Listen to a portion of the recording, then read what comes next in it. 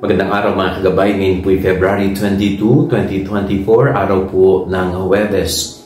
At muli sa Ebanghelyo po natin, inilalarawan kung papaano si Pedro ay nagpahayag ng kanyang pagkakilala sa ating Panginoon.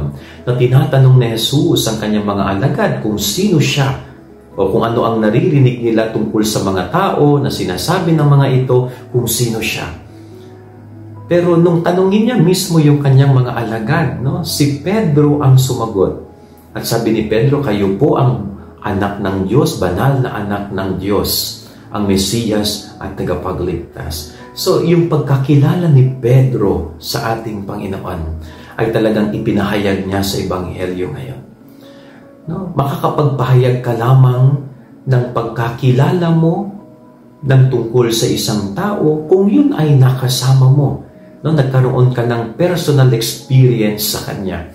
And it was Peter, si Pedro, ay mayroong personal experience sa Diyos. Kaya ganun na lamang niya kakilala si Jesus. Ikaw kaya na nakikinig at napapanood ang video na ito, mayroon ka bang personal experience kay Jesus na masasabi mo na kilala ko si Jesus bilang aking tagapagligtas at Mesiyas? Yan ang ating gabay aral ngayong maghapon. God bless po sa lahat. Pagpalain kayo ng Panginoon.